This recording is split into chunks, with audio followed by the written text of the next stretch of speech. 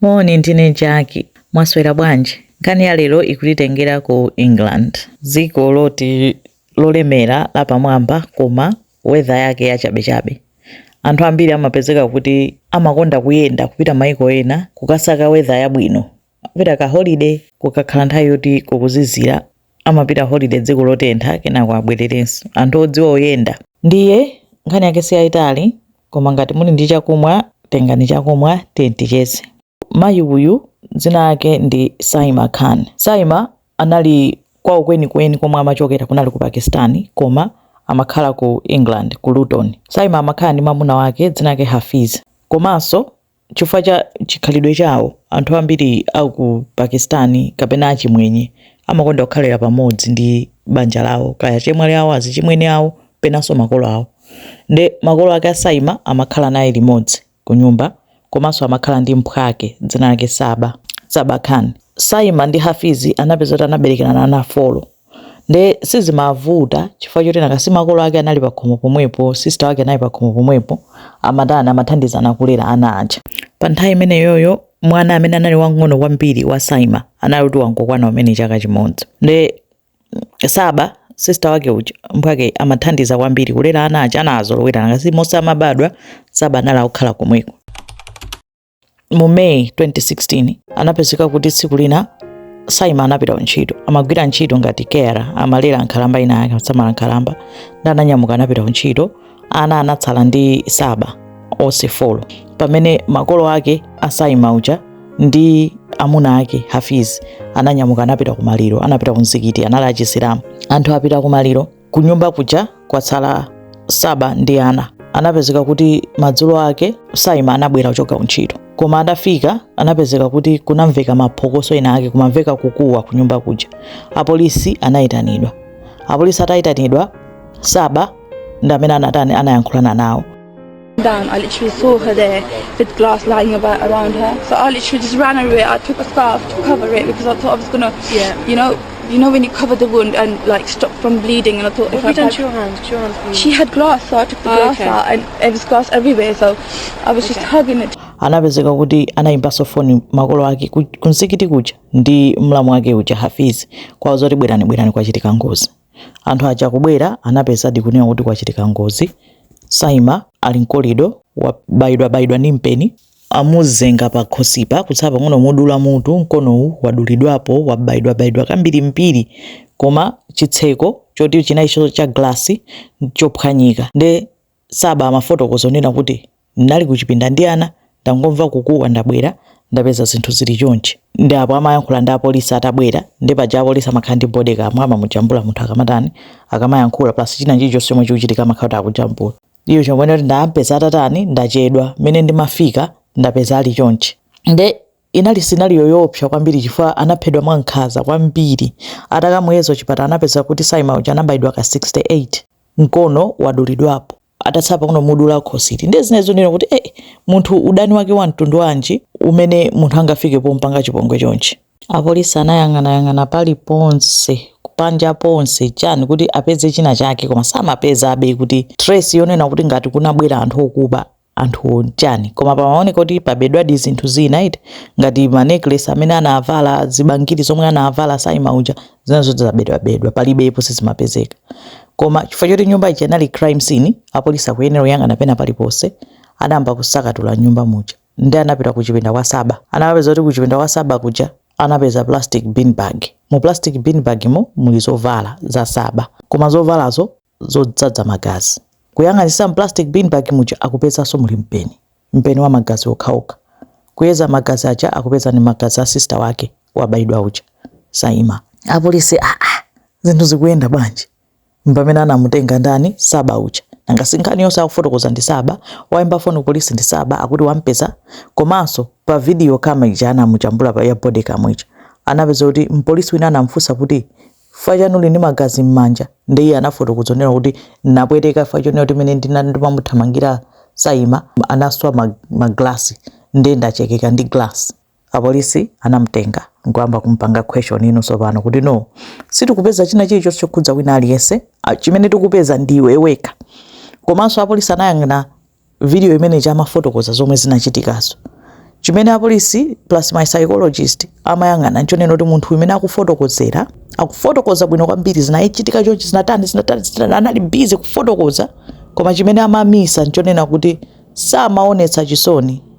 Anali busy kuchita concentrate kwambiri kunena kuti achite prove kwa apolisi kucha kuti ngozi yachitika chonchi chiwembuchi chachitika chonchi ineyo ndinali pakuti ndapanga kufuna kupereka nkhani ya perfect, nkuyiwala kunena kuti wina aliyense amene angapeze m'bale wake atavulala choncho chinthu choyamba akozokhala kuti ndosweka mtima.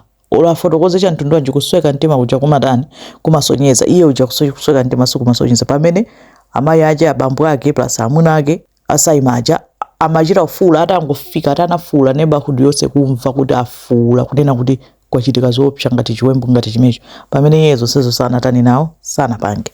Ndi anali main suspect. Apolisi anamulanda foni kuyamba kuyang'ana mu foni mwake ndi nkhani yonse pamene inatani inatuluka. Pamene Saba amakhala ku nyumba kwa mkulu wake Saima ndi amuna ake, Saba anapezeka kuti anayamba chibwezi ndi alamu ake Hafiz. Chibwezi chija chinabebherera nyumba muja kumathadzaka. Chibwezi chinayamba 2012, Saima anaphedwa 2016.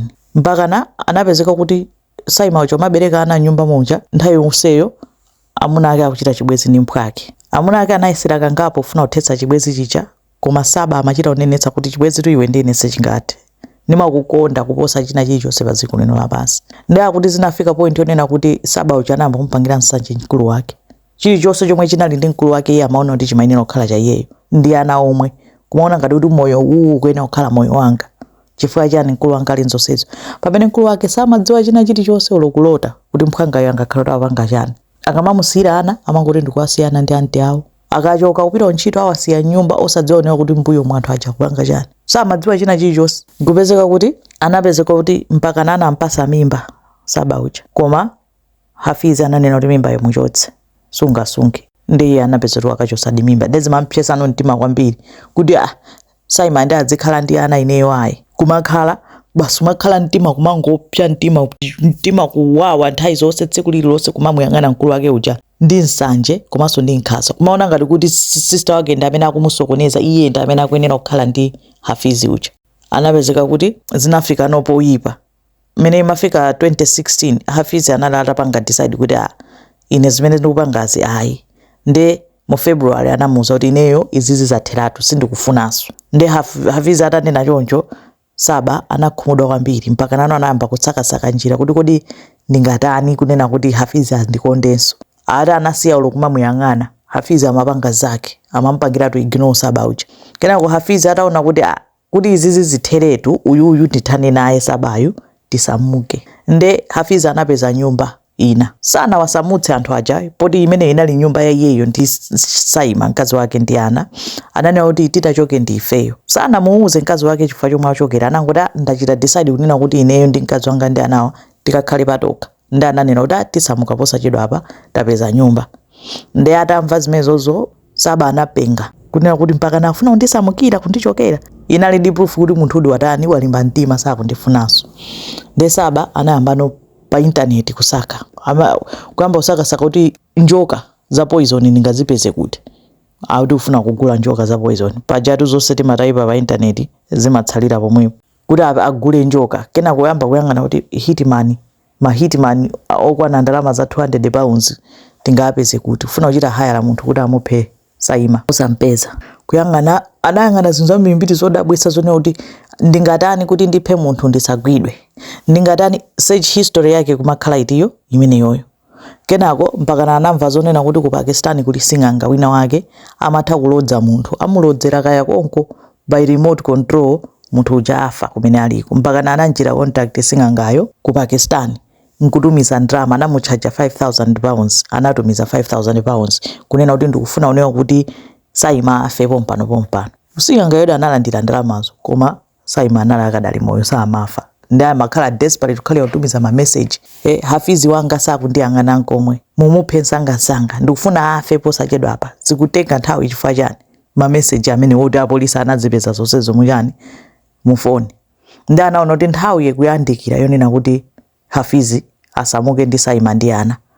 ndi anali desperate kwambiri kuti kodi nditani kunena kuti awa ndasokoneza asasamuke ndipo Saimayo achokepo asandisokonezere chikondi changa ndi moyo wanga ndi Hafiz. Ndi pamene anapeza kuti kwachitika maliro, amadziwa kuti mayi ake ndi bambo ake komanso alamu achewa kupita ku maliro apita mzikiti, iye atsala ndi ana. Saima anali kupita ntchito ndi anatani anapanga plan, anathamanga sanga anapita ku shop kukagula mpeni, anachita kujambula pa CCTV akugula mpeni. Anabwerako sister wake ali ku ntchito, anamutumizira sister wake uja message usiku kunena kuti mwana wadwala, thamanga ubwera sindidziwa kuti nditani, sakuoneka bwino mwana wa chaka chimodzi. Sister wake kumva mwana atu wadwala, anatsanzika ku ntchito kuti akuthamanga kutani akubwerera akaone mwana. Ndemene awafika madzulo anaoneka, maneighbors anamuona akufika, analowa nyumba, maneighbors anaona magetsi ayaka, wayatsa getsi. Kena kwa after 45 seconds getsi lija linazima, nkwamba kumva kukuwa, atanamba kumva kukuwa. Ndati mpaka na mwana wake wa zaka 7 anali ali kuchipinda anadzidzimuka nkufusa kuwafusa anti ake, nakasiya amadzota mayi apita ntchito samazota abwera. Atanafuza kuti kodi mukutani, mukupha khoswe? Ndi anti ake achanafuula kumuwuza kuti bwerera ite ukagone usatsike pansi. Ndi mwana uja anankotani nangasama amvera, atangopita kuchipinda koma sanaone china chilichonse. Pameneno evidence yonse itatuluka, atamuchitaso question, anavomera kuti chabwino ndamuphadi ndine. Chifukwa chani? Amandisokoneza ine ndi amene ndikuyenera kukhala ndi Hafiz basitu. Pamene anawatana anamanga, anampasa life sentence minimum yomwe adzachite serve 22 years in prison. Ndi basi la bambo ono akuti ali manyazi kwambiri kunena kuti zimezi zachitika, samayembekezera kunena kuti chibwezi chomwe amapanga ndi mphwake wa mkazi wake chingafikise kupanga chipongwe ngati chimene chichi. Koma mathero ake anali atiwo amenewo. Anthu mnyumba momwemo kuipa mtima kaya kuti singazochitovuta nkuzifotokoza komwe kuti munthu wa mtundu wanji mkulu wako.